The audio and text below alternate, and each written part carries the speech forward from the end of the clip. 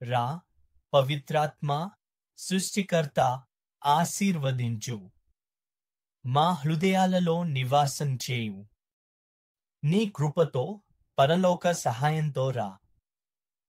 దయచేసి నీవు సృష్టించిన హృదయాలను నింపుటకురా. నీవు సృష్టించిన హృదయాలను నింపుటకురా. మీకు శాంతి కలుగును. ఈరోజు మనం దామ్ చెక్కార్ గారి అద్భుతమైన నైపుణ్యమైన పుస్తకం సోన్ ఆఫ్ ది అపోస్టోలేట్ భాగం 1 విభాగం 1 నుండి చదువుతాము. మీరు దీని ద్వారా ప్రేరణ పొందుతారని, దేవుని సంకల్పాన్ని మీకోసం మరింత లోతుగా గ్రహించగలుగుతారని ఆశిస్తున్నాను. భాగం 1. క్రియాశీల కార్యాలు మరియు అంతర్గత జీవితం. వాటి అర్థం ఏమిటి? దేవుడు మంచి కార్యాలను కోరుతున్నాడు, అందువల్ల ఆయన ఉత్సాహపూర్వకమైన చర్యను కూడా కోరుతున్నాడు. సార్వభౌమ ఉదారత దైవ స్వభావానికి విడదీయరాని భాగం. దేవుడు అనంతమైన మేలు కావడం. మంచితనం తనను తాను ఇవ్వడానికే, తాను అనుభవించే సంపదలను పంచుకోవడానికే ప్రయత్నిస్తుంది. మన ప్రభువు మానవ జీవితం అనేది ఈ అక్షయమైన ఉదారత యొక్క నిరంతర ప్రదర్శన మాత్రమే. సువార్త మనకు విమోచకుడిని చూపిస్తుంది. ఆయన తన మార్గంలో ప్రేమ యొక్క నిధులను చల్లుతూ అన్ని మనుషులను సత్యం మరియు జీవితం వైపు ఆకర్షించడానికి తప్పించే హృదయాన్ని కలిగి ఉన్నాడు. ఈ అపోస్తోలిక జ్వాలను యేసు తన ప్రేమ యొక్క బహుమతిగా, తన జీవాన్ని వ్యాపింపజేసే, తన సత్యాన్ని ప్రకటించే, తన పవిత్రత యొక్క కాంతితో ప్రకాశించే తన సంఘానికి అందించాడు. అదే ప్రేమతో మండిపోతూ క్రీస్తు యొక్క మిస్టిక్ భార్య తన దివ్య ఆదర్శానికి చెందిన అపోస్తోలిక కార్యాన్ని యుగాలుగా కొనసాగిస్తోంది. ఎంత అద్భుతమైనది ఆ ప్రణాళిక! దైవ ప్రవీణత ద్వారా ఏర్పడిన ఆ విశ్వవ్యాప్త నిబంధన, మనుషుల ద్వారా మనుషులు రక్షణ మార్గాన్ని కనుగొనాలి అనే సూత్రం. నేను దీన్ని మళ్ళీ చదువుతాను. ఎంత అద్భుతమైనది ఆ ప్రణాళిక! దైవ ప్రవీణత ద్వారా ఏర్పడిన ఆ విశ్వవ్యాప్త నిబంధన, మనుషుల ద్వారా మనుషులు రక్షణ మార్గాన్ని కనుగొనాలి అనే సూత్రం. ప్రపంచాన్ని విమోచించే రక్తాన్ని ఒంటరిగా యేసుక్రీస్తే చిందించారు. అలానే ఆయన తన శక్తిని పనిచేయించడంలో కూడా ఒంటరిగా ఉండి, పవిత్ర యూకరిస్టులో ఆయన చేయునట్లు నేరుగా ఆత్మలపై ప్రభావం చూపించగలిగేవారు.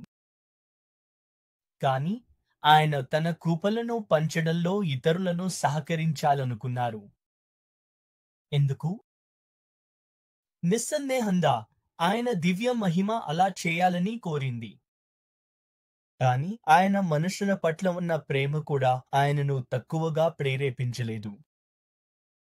అత్యున్నత రాజు ఎక్కువగా మంత్రుల ద్వారా పాలించడమంటే ఎంత గౌరవప్రదమో, దేవుడు తన పనిలోనూ తన మహిమలోనూ బీద ప్రాణులకు భాగస్వామ్యం ఇవ్వడానికి ఇంతటి దయ చూపడం ఎంత గొప్ప దైన్యత!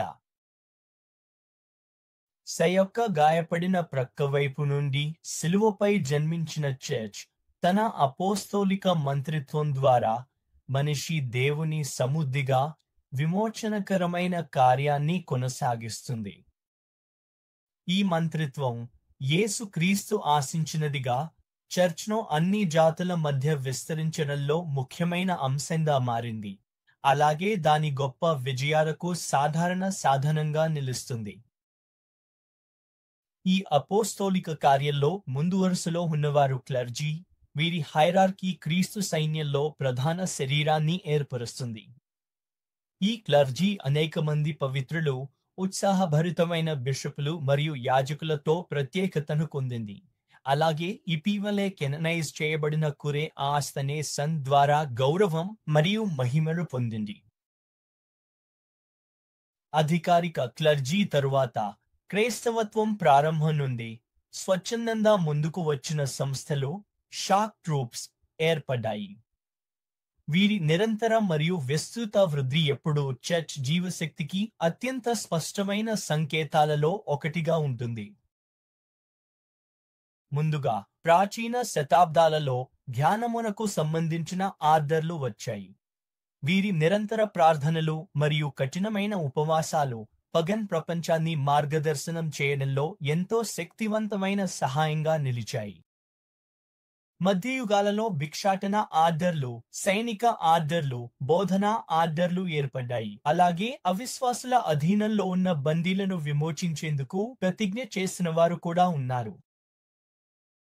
చివరగా, ఆధునిక కాలంలో అనేక బోధనా సంస్థలు, మిషనరీ సంఘాలు, వివిధ రకాల సంఘాలు పుట్టుకొచ్చాయి. వీటి లక్ష్యం ప్రతి రకమైన ఆధ్యాత్మిక మరియు భౌతిక మేలును ప్రపంచవ్యాప్తంగా వ్యాపింపజేయడం. అలాగే, చర్చ్ తన చరిత్రలో ప్రతి దశలో నేటి లెజియన్గా పిలువబడే ఆత్మీయమైన కాథలికులు వంటి విశ్వాసుల సమూహం నుండి అమూల్యమైన సహాయాన్ని పొందింది.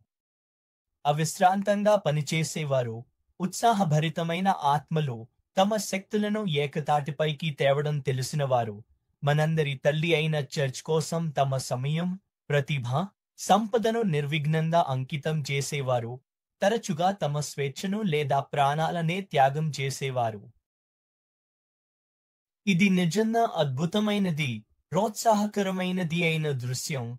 ఈ దైవిక ఫలశ్రుతి అవసరం ఉన్న సమయంలో పరిస్థితి కోరిన విధంగా అనేక కార్యాలు పుట్టుకొస్తున్నాయి. చర్చ్ చరిత్ర స్పష్టంగా నిరూపిస్తుంది, ప్రతి కొత్త అవసరం, ప్రతి కొత్త అత్యవసర పరిస్థితిని ఎదుర్కొనడానికి అవసరమైన సంస్థ ఆ పరిస్థితులకు అనుగుణంగా ఎప్పుడూ ప్రదర్శించబడింది.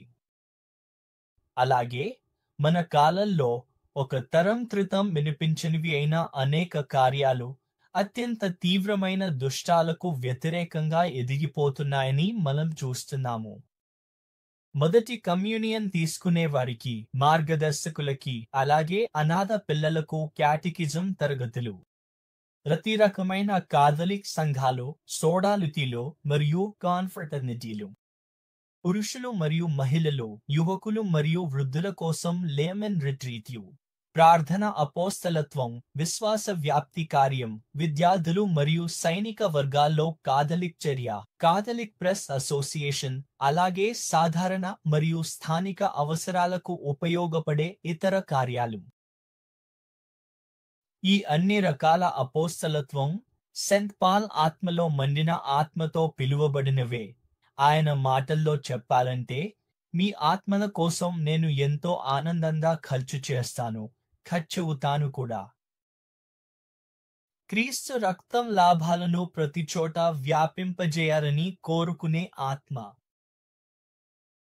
ఈ వినయపూర్వకమైన పుటలు క్రీస్తు సైనికుల వద్దకు చేరాలని, వారు తమ మహత్తరమైన మిషన్ పట్ల ఉత్సాహం, తపనతో నిండిపోయి తమ చూపించే కార్యాచరణ వల్ల అంతర్గత జీవితం కలిగిన వారిగా ఉండకపోవచ్చనే ప్రమాదానికి గురయ్యే అవకాశం ఉన్నదని ఆశిస్తున్నాను.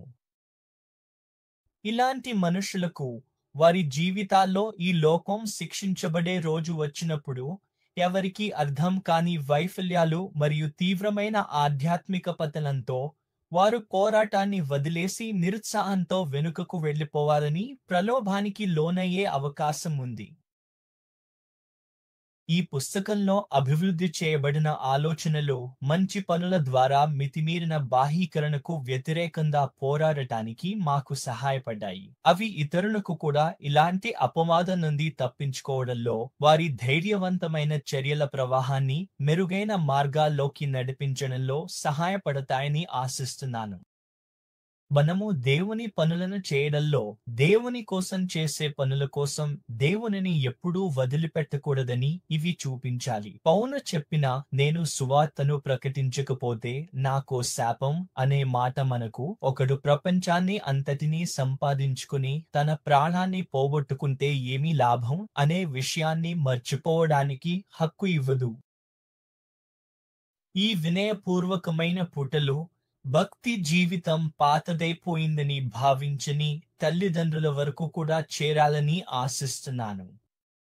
తమ జీవిత భాగస్వాముల పట్ల, అలాగే తమ పిల్లల పట్ల కూడా రక్షకుని ప్రేమను మరియు అనుకరణను అలవరచే విధంగా అపోస్తలత్వ బాధ్యతను అనుభూతి చెందే క్రైస్తవ భార్యాభర్తలు.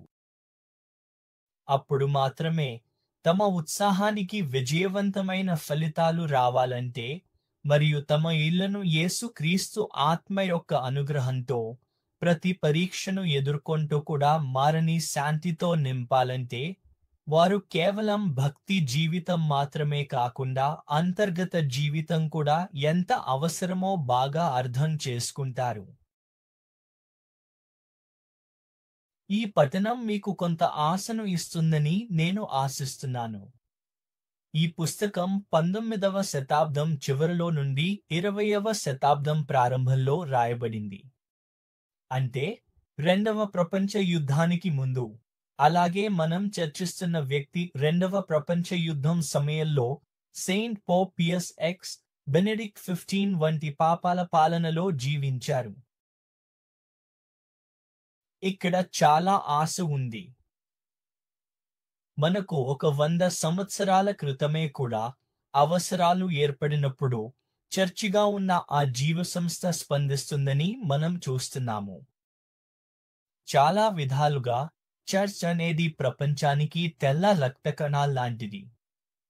చర్చ్లోని తెల్ల రక్త కణాలు అంటే చర్చ్ సభ్యులు పరస్పరం యుద్ధం చేయడం ప్రారంభిస్తే అది పవిత్ర తల్లి చర్చ్ ఏదైనా ఎయిడ్స్ లేదా రోగనిరోధక లోప వైరస్ను పొందినట్లయితే ప్రపంచం ప్రమాదంలో పడిపోతుంది. ఫాతిమా మాత, మీరు ఆమె గురించి తెలుసు అని నేను ఆశిస్తున్నాను. మొదటి ప్రపంచ యుద్ధానికి ముందు మరియు దాని సమయంలో ఈ కాలంలో నరకంలో ఉన్న చాలా మంది ఆత్మలు లైంగిక పాపం వల్ల మరియు వారి కోసం ఎవరూ ప్రార్థించకపోవడం వల్ల అక్కడ ఉన్నారని చెప్పారు. ఫాతిమా మాత సందేశాన్ని తెలుసు ఉన్న చాలా మంది క్రైస్తవులు ఆ మొదటి భాగంపైనే ఎక్కువగా దృష్టి పెడతారు. కానీ అది నిజానికి మా తల్లి నుండి వచ్చిన ఒక ఆజ్ఞ అని, చర్చ్పై వేసిన ఒక ఆరోపణ అని వారు గ్రహించరు. ఎందుకంటే పాపుల కోసం చర్చ్ మధ్యవర్తిగా నిలబడడంలో విఫలమవుతోంది. అందుకే పాపులు నశిస్తున్నారు. వారు తమ వినాశనానికి తలకిందులుగా పరిగెత్తుతున్నారు. వారిని రక్షించడానికి ఎవ్వరూ వారికి కృపను సంపాదించడం లేదు. అది 100 ఏళ్ల క్రితం జరిగింది. ఇప్పుడు అయితే ప్రస్తుత పవిత్ర తండ్రి మీద మనకు బాధ కలగడం, లేదా చర్చ్లోని ప్రగతిశీల వర్గంపై నిరుత్సాహంగా, ద్వేషభావంతో ఉండే ప్రమాదం ఎంత ఎక్కువైందో చూడండి.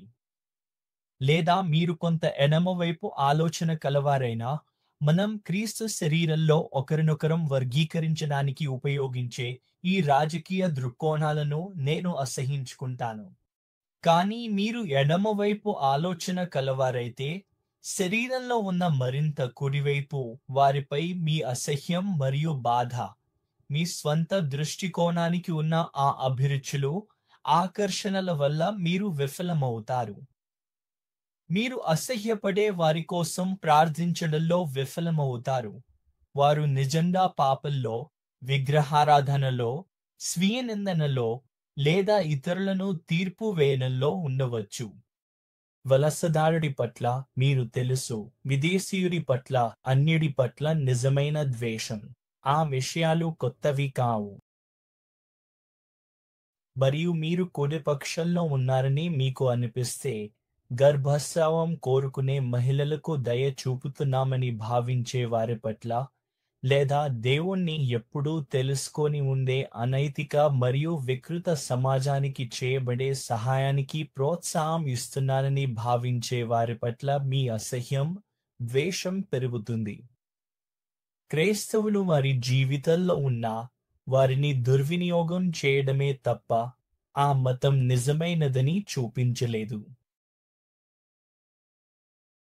ఈ పుస్తకంలో మనం ప్రపంచంలో వెలుపల ఉన్న సమస్యలను పరిష్కరించడంలో అంతగా మునిగిపోవద్దని, ప్రభువుతో నిజమైన సమయాన్ని నిర్లక్ష్యం చేయకూడదని ఇప్పటికే వ్యాఖ్యానం ఉంది. అతడు చాలా సంక్షిప్తంగా చెప్పాడు. మనం దేవుని పనుల కోసం దేవుని నుండి దూరంగా పోవద్దు అని. అయితేను నేను యువతలో, ముఖ్యంగా దేవుని పట్ల మంచి ఉద్దేశాలు ఉన్న యువకుల్లో, వారు రాజకీయ ప్రయత్నాల్లో, ప్రపంచపు ఆందోళనల్లో పూర్తిగా మునిగిపోయి, దేవుని శత్రువులను తిట్టడం లేదా వారిని తక్కువగా చూడడం లేదా అపహాస్యం చేయడం వంటి సంభాషణల్లో పాల్గొనడం చూస్తున్నాను. మన శత్రువులను ప్రేమించమని హింసించే వారి కోసం ప్రార్థించమని పిలవబడ్డాము, వారికి రక్షణ లభిస్తుంది. కానీ మనం తప్పు చేసిన వారి కోసం ప్రార్థించకపోతే మనమే అంగీకరించబడము. ఎందుకంటే మనం మన శత్రువుల కోసం ప్రార్థించినప్పుడు మనం దేవుని కుమారులమని చూపిస్తాము. మరియు మనకు హాని చేసే వారిని మనం ప్రేమించినప్పుడు మనం ఆయనకు చెందామని చూపిస్తాము. కానీ ప్రపంచీయులు అవమానించబడినప్పుడు, వారి అభిప్రాయాలకు వ్యతిరేకంగా మాట్లాడినప్పుడు లేదా వారు నమ్మే విషయాలు వ్యతిరేకించబడినప్పుడు ఎలా స్పందిస్తారో మనము అలాగే స్పందిస్తే, ఎవరు చర్చిని సీరియస్ గా తీసుకోకపోయినా లేదా మన చుట్టూ సమాజం క్రమంగా కూలిపోతున్నదని చూస్తూనే ఉన్నా ఆశ్చర్యపడాల్సిన అవసరం లేదు. చర్చిలో కుడి ఎడమ వాదనలు, సంప్రదాయవాదుల మధ్య గొడవలు, చిన్న చిన్న విషయాలపై పోరాటాలు, ముక్కలు ముక్కలుగా తగాదాలు చేసుకోవడం, ఆరోపణలు వేయడం జరుగుతున్నప్పుడు, ఈ విషయాల్లో మనం మన స్వంత నిర్ణయంతో ప్రభువుకు చాలా దూరంగా ఉంటాము. ఈ పుస్తకం చాలా సంక్షిప్తంగా, గొప్ప లోతుతో పాటు విస్తృతమైన జ్ఞానంతో ఈ రోజుల్లో మనం ఎదుర్కొంటున్న ప్రమాదాలను చక్కగా వివరించింది. మీ సమయాన్ని కేటాయించి చదవడంలో సహనం చూపినందుకు ధన్యవాదాలు. మీరు ఆరోగ్యంగా, క్షేమంగా ఉండాలని, మీ ఆత్మలో క్రీస్తు శాంతిని నిజంగా పొందారని, ఆయనను తెలుసుకోవడం ద్వారా ఈవెన్ పెద్ద బాధల్లోనూ వచ్చే ఆనందం మీకు ధైర్యాన్ని, అంతం లేని ప్రేమలో స్థిరతను ఇస్తుందని ఆశిస్తున్నాను. దేవుడు మీతో ఉండుగాక. దేవుని శాంతి మీ మధ్య రాజ్యమేలుగాక. దేవుని ప్రేమ మీ ద్వారా ప్రత్యక్షమవుగాక. యేసు నామంలో ఆమేన్. మళ్ళీ కలుసుకునే వరకు